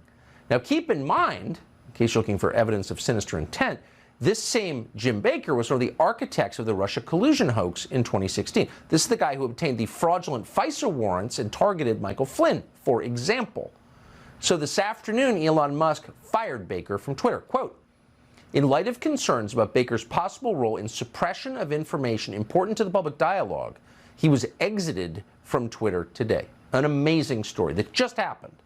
So to make sense of it, we are happy to be joined by Miranda Devine of the New York Post, who's been at the center of the story for over 2 years. Miranda, thank you so much for coming on. What do you make of this? Hi, Tucker. Well, look, as you and I discussed on Friday night, it was pretty obvious that the Twitter files that had just been released were missing a crucial element, and that was the FBI. So, you know, we surmised that somehow Elon Musk had redacted it, or someone had withheld the information about the FBI's May I ask you to pause right there, Amanda? Miranda, you were the only person who said that, actually. It wasn't me, it was you. You were the first person. You took a look at those documents and you said, someone has taken out the incriminating stuff. And I think you were the only person to catch that. So I just think you deserve credit for it. Thanks. Well, so the FBI, we knew, had pre-bunked to the social media platforms our story. Before it came out, they told them to expect a pile of Russian disinformation, and Twitter was told by the FBI, we know from Yoel Roth, to expect that it would be in October and would probably refer to Hunter Biden. So we knew that there had to be something about that at Twitter, and yet there wasn't in the Twitter files. And it was pretty obvious who was suppressing that information, who was the person with the biggest motive. It was Twitter's top lawyer, James Baker, who, as you just said, had been the top lawyer at the FBI, the quarterback of the FBI Russia collusion scandal. And he had to leave the FBI because of that, and lo and behold, he shows up at Twitter 5 months before the 2020 election, and lo and behold, one little element did come out in the Twitter files Friday night. It was this one email that had the date and time removed from it, very peculiarly, but it was from James Baker, and it was weighing in on the decision on the morning of October 14, 2020, a few hours after our story came out, and there was James Baker weighing in on the side of censorship. No surprise. Amazing. And as you said at the very outset, this is not just a story about free speech on social media. This is a story about the corruption of the FBI, federal law enforcement. And you were absolutely right. Miranda Devine, vindicated once again. And Tucker, look, yeah, Elon Musk needs to let all the information out, let us all see it. No more of this curating and holding back. No, it's ridiculous. I appreciate it. Thank you, Miranda. Thanks, Tucker. Person she turned out to be. Humane, wise, smart, funny, warm. It's hard to convey all those qualities in a single soundbite, but this may give you a taste of it. I think probably as a whole that the Hollywood community, they're good people and they do have strong political views. Yes. They have strong, human rights and just, civil rights, and they have strong views, and I do think that they can have an effect on the rest of the world in a good way. Not always, but in a good way. So I understand people's views, and so when I would see people that I knew or people I've praised a lot, like on Twitter, and gone, oh my God, I saw you in this movie, you were so brilliant, or this or that, they like all that, and they're over there talking about maybe this time the opposite. We're for this person, we're Democrats, we're doing this, we're blah, blah, blah, blah, blah. And I would look at it and I go, well, that makes sense. I get it. Okay, blah, blah. But it's not like, oh my God, now I'm going to torch you. I don't feel like it's my group anymore. And that's sad because I feel like my group is tolerant for real. My group is pro-human rights, pro-religious rights, I feel like that is my group. Pro-people. Pro-people, and not pretending like we're tolerant. You can't say you're a tolerant person if you only are tolerant with people you agree with. Of course. I think that's sort of the opposite. Kirstie Alley really was a tolerant person in the deepest and truest sense. She was a lover of people and of animals and nature and of life itself. She was an appreciator. Kirstie Alley passed away in Tampa yesterday at the age of 71. And while we have no doubt at all that she was not afraid as she left, we're sad that she did. Kirstie Alley, rest in peace. Well, you may recall that this year the Biden administration planned to launch a disinformation board. Now we're learning a lot more about what they plan to do and, in fact, have done to censor the speech of American citizens. Senator Josh Hawley of Missouri has obtained new documents from DHS and joins us tonight to reveal them. Senator, thanks so much for coming on. What did you learn about the disinformation board?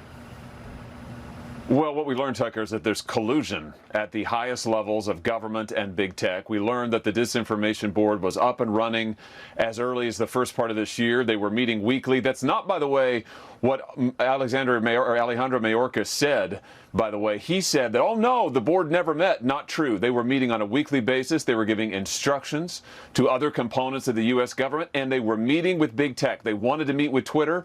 They reached out to Facebook, and liberal dark money groups were also in on the act, as it turns out, giving the board ideas, instructions about how to shape policy. So here's the bottom line, Tucker. You've got a powerful arm of the United States government trying to tell big tech who to censor, what to do. You've got liberal dark money groups who are also pulling the strings. It's an incredible picture of collusion. Well, it's totally illegal. I mean, the U.S. government cannot, as the government, censor political speech. I mean, that's the one thing they can't do. How are they doing this? They're doing it by coercing private companies to do it. And you're exactly right, Tucker. And by the way, the Supreme Court has been clear on this. The Supreme Court has said the U.S. government cannot go to private actors and coerce them to do things that the government couldn't do on its own under the Constitution. But Tucker, that is exactly what the Biden administration has been doing. They've been pressuring private companies and really colluding with them to censor domestic speech, to censor American citizens' political speech on everything from COVID to mask mandates to CRT to the war in Ukraine. All of it, Biden has been trying to control through the government.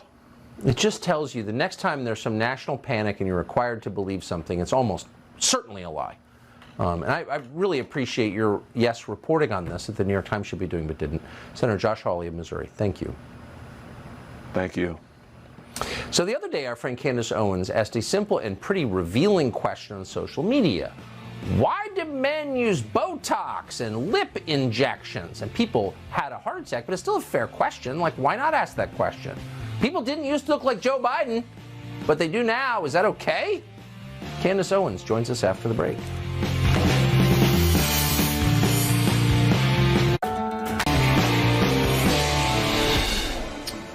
There have been developments in the Georgia Senate race we're going to go live to for the rest of the show in just a minute. But first, we just thought this was interesting and worth addressing. So Candace Owens raised a pretty relevant question the other day on social media and got a huge response. She wrote this: serious question for men. Do you think that the Botox filler fake lips look attractive?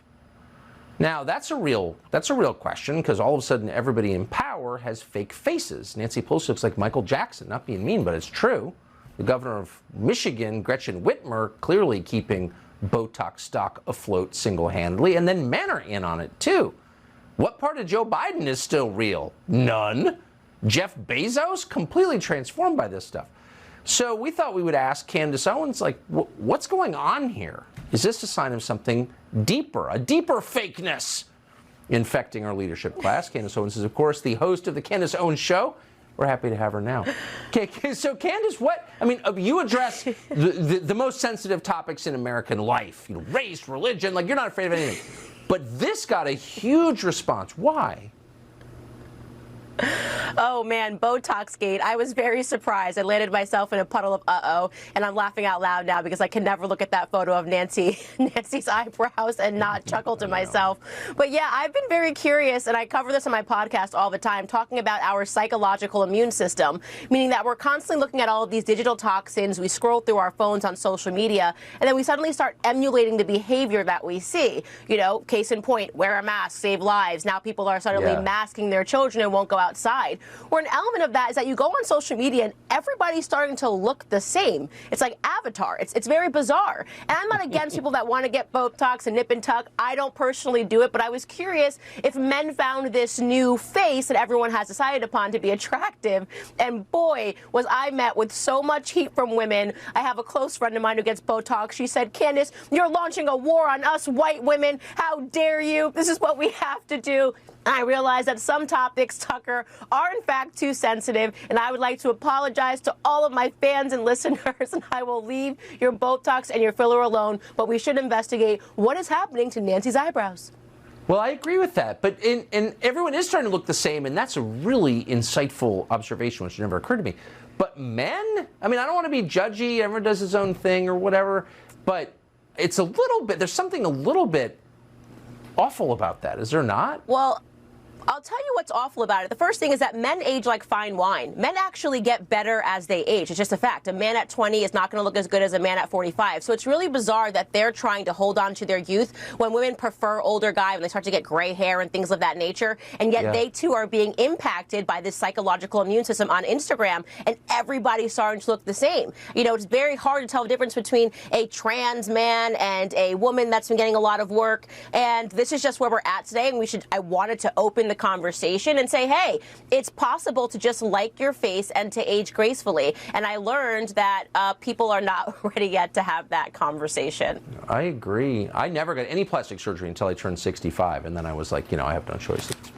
Just kidding. Candace, it's great to see you tonight. Thank you for that.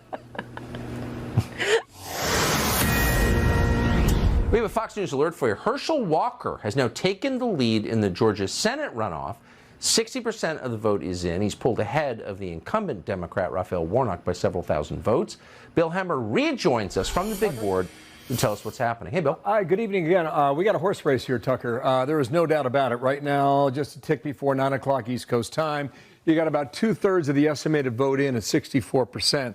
A difference raw votes here of just shy of 50,000, now at 50,000 between Walker and Warnock. I can canvass this map, Tucker. I can take you to a multitude of different counties and give you a good story for Herschel Walker, or I could flip it around and show you good news for Raphael Warnock. So why don't we start here now? And Tucker, what I think is going to happen here, I just wanted you to see something here. This is where we are right now between the red and blue. This is where we were 4 weeks ago. Right? Do you see much of a difference? I mean, do you see how subtle that is? A few more set to fill in here, but right now we're not even sure if any of the counties have even flipped for one side or the other based on 4 weeks ago. So let's go to Fulton County here. This is Atlanta, Georgia. A lot of the vote is still outstanding here. Just about a half of it's accounted for. 1 out of 159 counties. I'll pop over here to Gwinnett County, population ranked 2 out of 159, just a tick below 60% of the vote in here. This is Cobb County. Big numbers of people living in this part of Georgia. You're just at 50% right now, 3 out of 159. So how's Warnock and Walker doing? As of right now, in a place like Cobb County, I'll take you 4 weeks ago to today and look at the percentage for Warnock. Okay, so that tells me that Herschel Walker has room to run, literally, in Cobb County because the early vote was counted first. Remember, that was the early in-person vote over the past week and a half. But Warnock, again, 4 weeks ago, ended up just shy of 57%. He's outperforming that right now. But again, you got a lot of the votes still out here in Cobb County. Conversely, I can take this and get out of metro Atlanta. Remember, the 16 major counties that make up the Atlanta area, heavily blue in parts. And I can come down to, well, let's just pick one around here, okay? This is Pierce County. Look, it's about halfway, 88 out of 159. Not a ton of people live there. This is what Walker is doing with almost the entire vote in there. And 4 weeks ago, he was right around that same number. So as we go around this map here, Tucker, I'll tell you this, it's going to be a long night in Georgia. I think so, because we've got a horse race on our hands so far in the Peach State, Tucker. We'll see you later. You'll be watching. We shall. Thanks so much. Yeah, Bill Hemmer, great to see you. So some of us have given up trying to predict election outcomes after the midterms last month, but others understand American politics, and Ned Ryan is one of those. He's CEO of American Majority. He grew up with politics, and he joins us to assess what we're watching. Ned, thanks for joining us. What are we seeing here? Absolutely. You think? Well, I think we're obviously seeing all the early votes have come in. I think, as Bill pointed out, I guess my real question, Mark Tucker, is how are these Atlanta counties, how many votes are still left? Obviously, they're going to favor Warnock over Walker. I have my doubts. I have real concerns that the remaining votes coming in favor Warnock. Again, though, as you just mentioned, I've kind of given up a little bit on political procrastination because, boy, it's hard to really call some of these races. But, you know, it looks like it's going to be tight one way or the other. But I got to tell you, I'm not optimistic about Walker holding on right now. So let me ask you, since you do know a lot about the mechanics of these things, you know a lot about how the parties work. The get out the vote operation that the Democrats put into effect last month was pretty unbelievable. You know, whether it was legit or not or whatever. They really did a lot of get out the vote. Are the Republicans doing that in Georgia? I have my doubts that they are near as good as the Democrats. The thing that troubles me, Tucker, is we used to be really good at this. We used to be good at absentee ballot chasing. We used to be good at all the ballot out, ballot in stuff that the Democrats have beaten us at. And I've got real concerns that we have not probably been able to match them in Georgia. And I think that's a real concern going forward. I think unless we actually figure out the ballot out, ballot in machine before 2024, I would question strongly whether we can win Michigan or Pennsylvania or Georgia or Wisconsin, Minnesota, Arizona, or Nevada. And I think we've got a lot of work to do. And I think that calls into question. If Walker cannot pull it out tonight and it's yet another loss for Republicans, I think we have to have real change of leadership inside the party, especially at the RNC, and actually commit to some of these ballot out, ballot in machine things that I think are lacking right now. Yeah, I mean, it doesn't seem like an unsolvable math problem to me. Ned, I appreciate it. Thank you. All right. Thanks, Tucker. Good evening and welcome to Tucker Carlson Tonight. So you remember when Russia invaded Ukraine in February, and at that time our leaders told us this wasn't some faraway conflict in Eastern Europe. This was our war. No military should ever be allowed to invade a sovereign nation, they told us. Iraq and Afghanistan obviously not included in that rule. The invasion of Ukraine could not stand because it was a matter of first principles. But more than that, it was a world historic moral battle that we were obligated to join.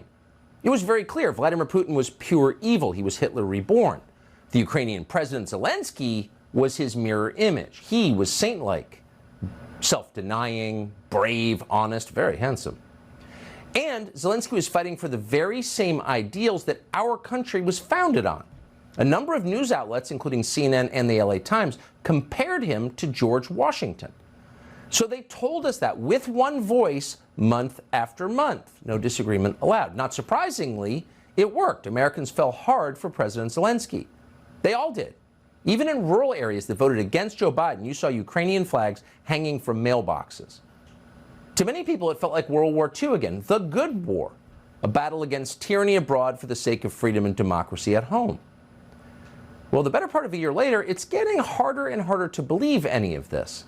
Whatever you think of the war in Ukraine, it is pretty clear that Zelensky has no interest in freedom and democracy.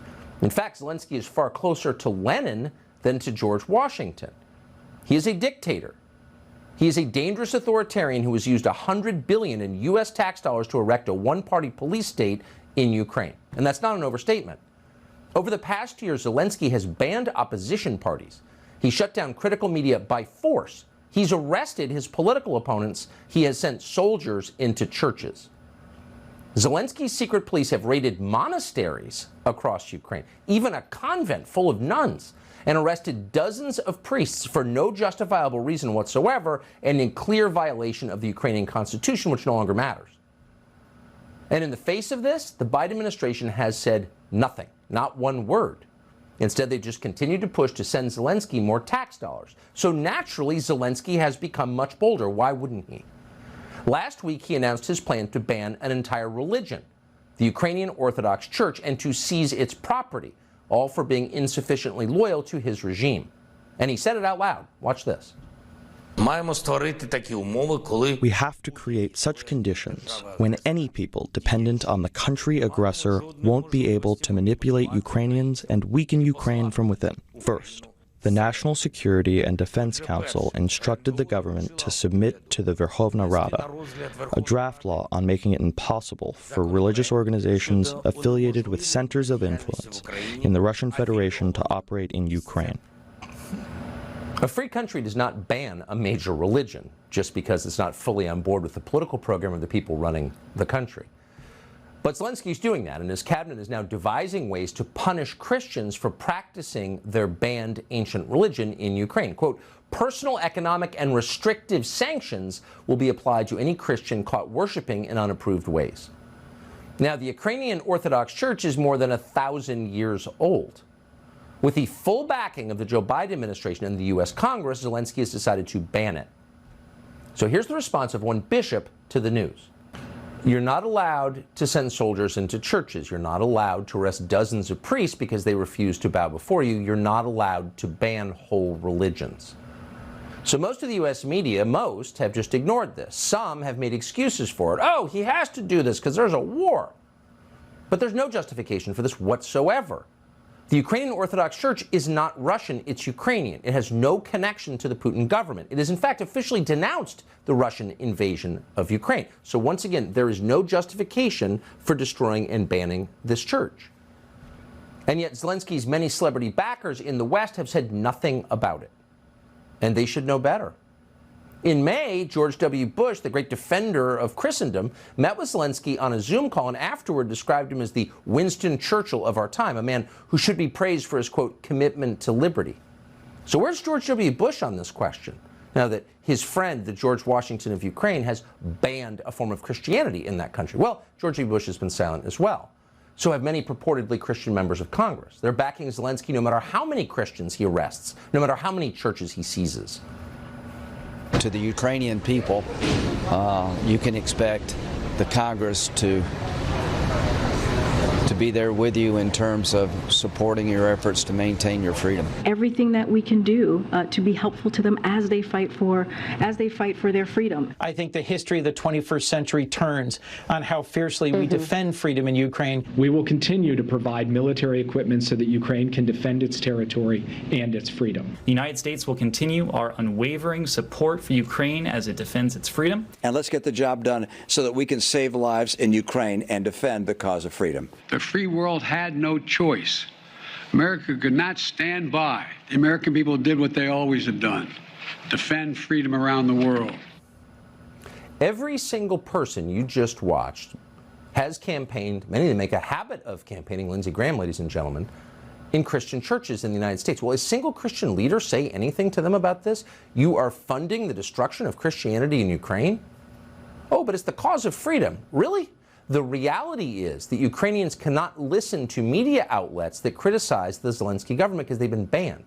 They cannot play music from Russian singers. No, this is not in Taliban-controlled Afghanistan. This is in the democracy of Ukraine that we support. They can't play music from Russian singers. They can't vote for an opposition party because they've all been shut down. And now their churches are being raided and their priests arrested.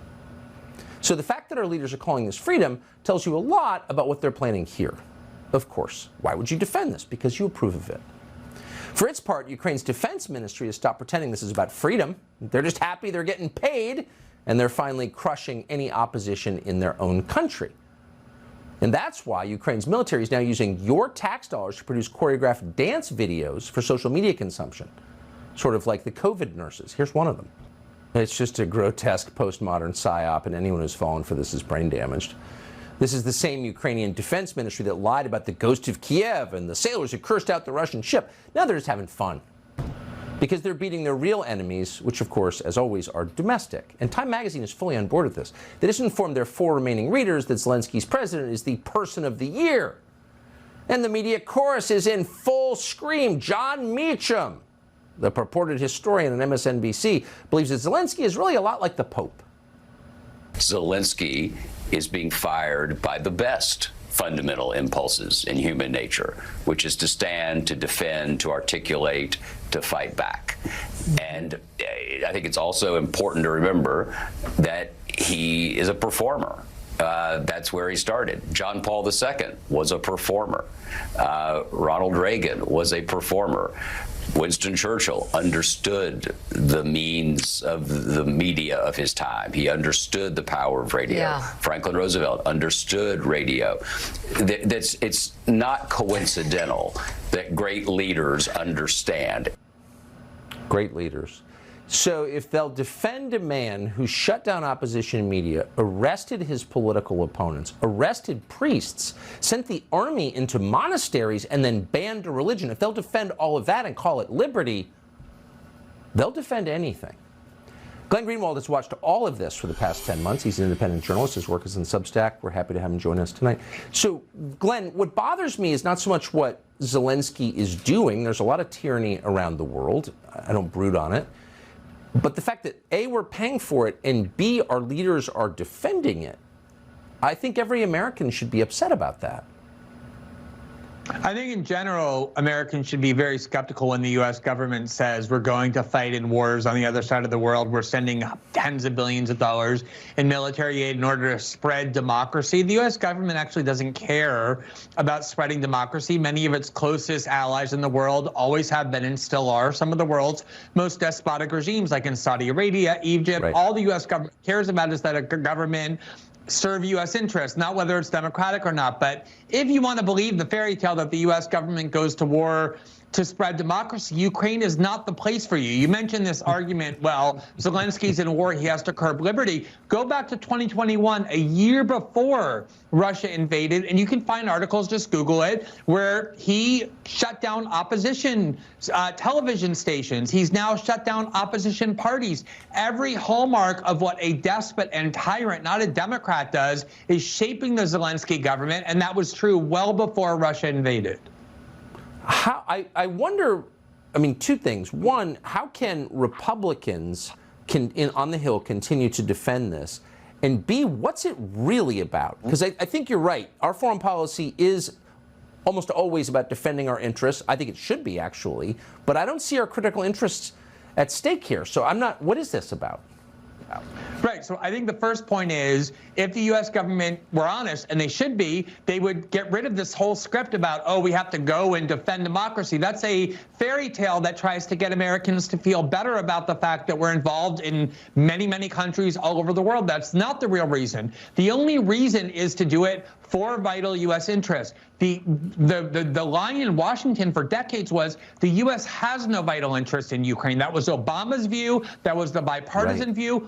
Why did that change? The only reason is because we saw an opportunity to trap Russia inside Ukraine, all based on the view that Russia is our enemy, something only Democrats should believe because they think Russia is to blame for the 2016 election and Hillary's victory. But why would Republicans want confrontation with Russia? What Americans does that benefit besides arms manufacturers? Well, that's a really good question, and I haven't quite unraveled it. It seems pretty clear that the Biden administration baited Russia into this invasion. You had the Vice President of the United States in Western Europe days before telling Zelensky to join NATO, which of course they knew was a red line. They wanted this invasion. That's my view. I think it's very obvious. You think this was all about preparing for a war with Russia?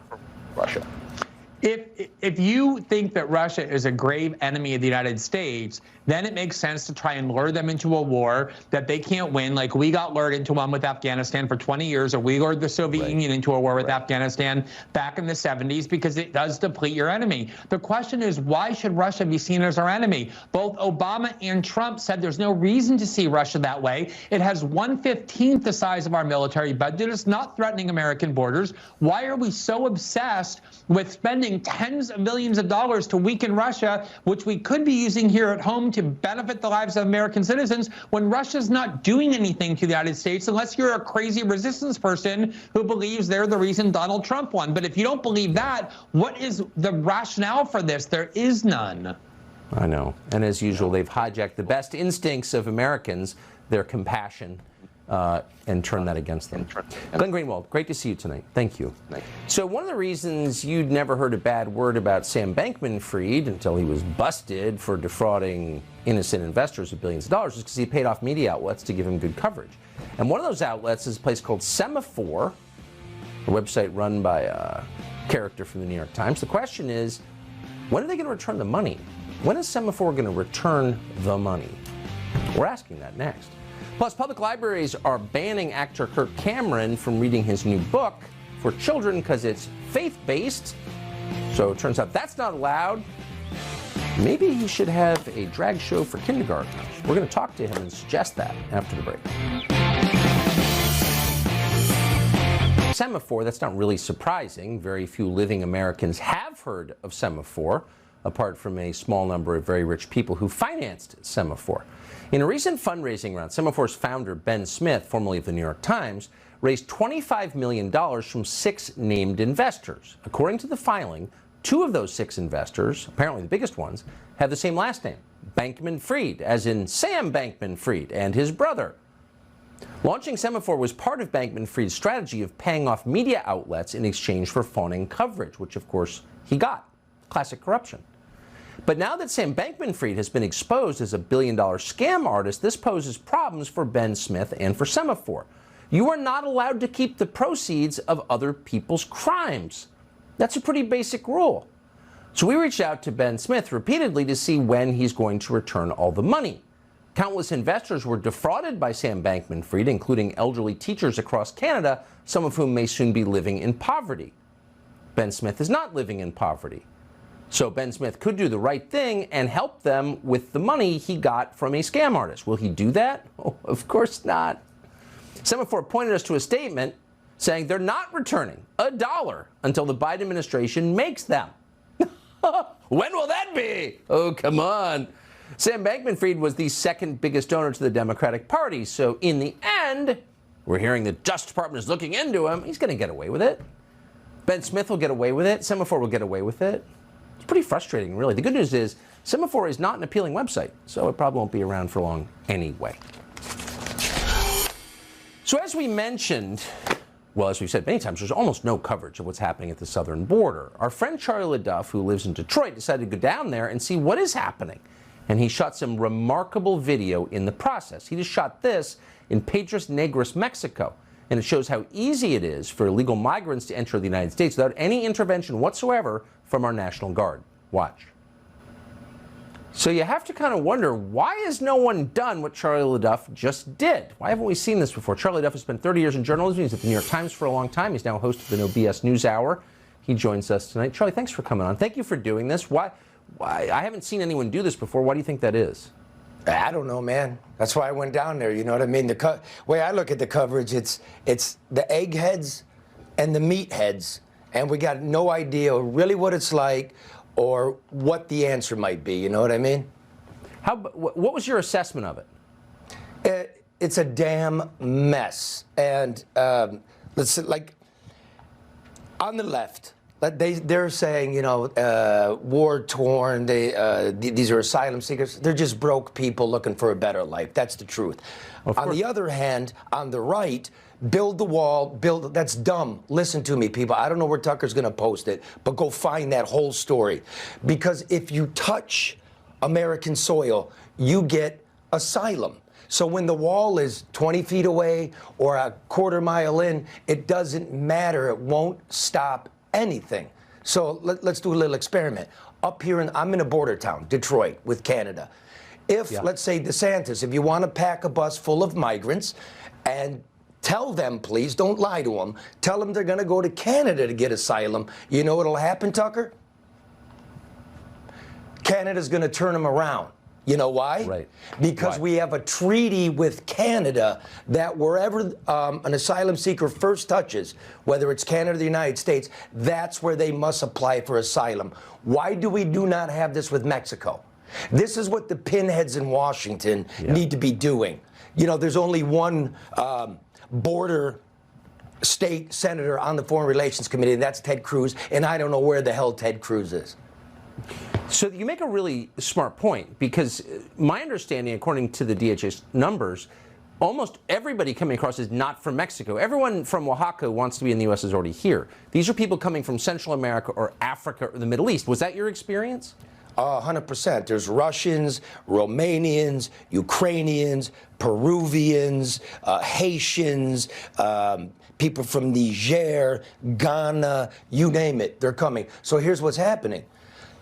When Trump was in office, he negotiated the Remain in Mexico policy, as the president's allowed to do. You're seeking asylum, you must remain in Mexico and wait for your court date.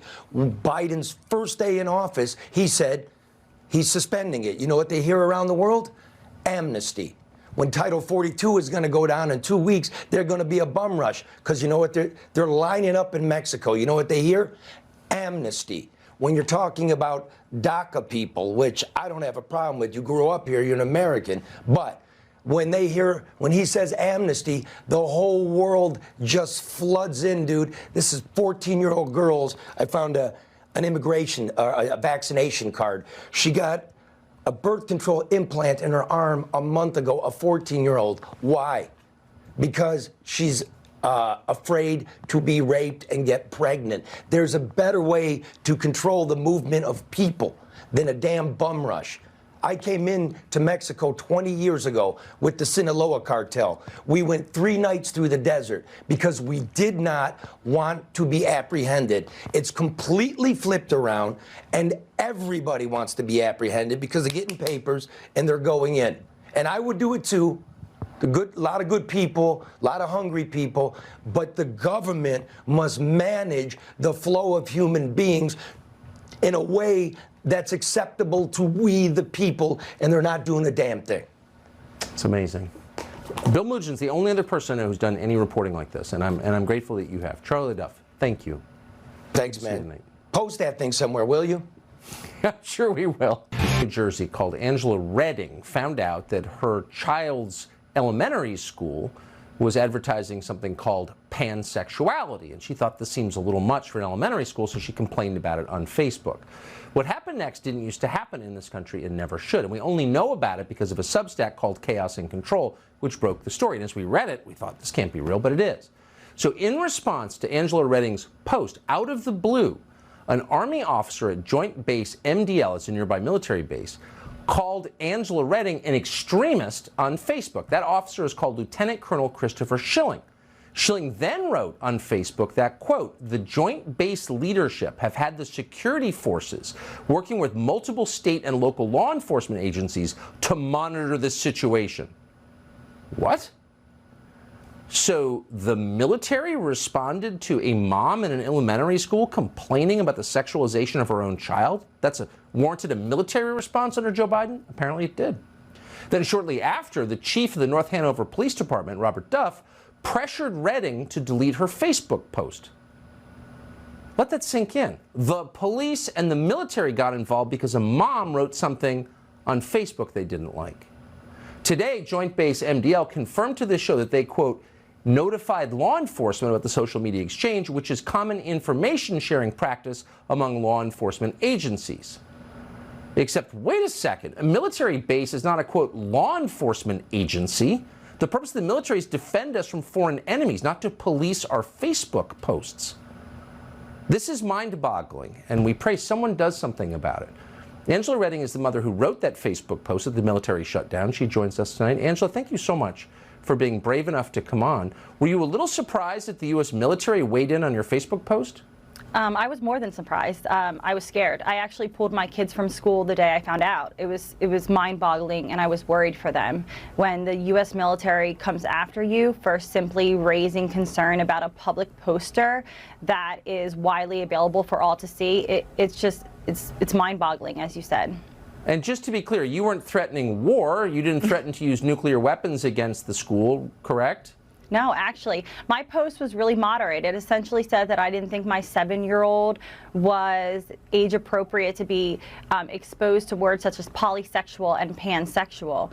I said that all people are deserving of love and respect. That my post was very explicit about that, and still it prompted this response, and it is really scary that in this country we can't have a right to speak and raise concerns about our public education system. You live in an area with a lot of military families. I think your children's school has a lot of military families in it. I mean, doubtless you respect the military because almost all Americans do. Did you know that they were reading your Facebook posts? I did not, and I actually want to be really explicit. I believe that our military personnel deserves the utmost love, admiration, and respect. Yes. I'm a daughter of a veteran. I live in a community with the military, and these are phenomenal families. Our school district is phenomenal. The teachers in our school district are phenomenal. I think this is a rogue actor, a bad faith actor, and I don't think that we need to implicate the entire population. But I did not think that the military was monitoring mom's Facebook post. No, I did not. No, and you would hope that Lieutenant Colonel Schilling would be removed from his command tonight, and we'll be seeing if he is. What was the role of the police chief? Can you just tell us that quickly?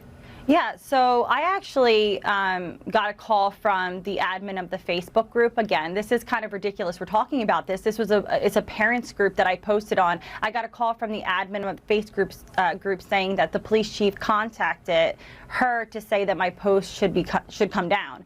And she said, "What do you think?" I said, "Well, I don't want Homeland Security coming after me. Take the post down. Like, I don't want to be dealing with this. So I agreed that the post could come down. I then contacted the police chief directly and reminded him of the First Amendment and that we shouldn't be utilizing government resources and our positions to pressure individuals to take down Facebook posts. And I also, shared with him the post that he had already seen. There was nothing wrong. It didn't violate any law. It didn't violate any Facebook rule whatsoever. So that's how that all happened. And, we're here today. I hope Chief Huff is relieved of his post immediately, too, because I've never heard anything like this, and I hope I never hear it again. But I appreciate your telling us about it. Angela Redding, thank you so much. Thank you. So they wouldn't let you read this book? This book was banned in libraries? How controversial is this book? Well, it's a book that teaches biblical wisdom through the seasons of life to children and the value of growing the fruit of the Spirit, like love, joy, kindness, patience, gentleness, self-control. And I wanted to do a book reading at a public library, and I was denied by over 50 woke libraries that have hosted drag queen story hours. One of the most outrageous denials was Alameda County Public Library that said they didn't want that book teaching kids biblical values, while at the same time they're hosting a gender name change clinic tomorrow. And I'm thinking, wow, if we're so committed to diversity, why am I being excluded? Why can't I use your facility to read my book? You're a library. Well, yeah.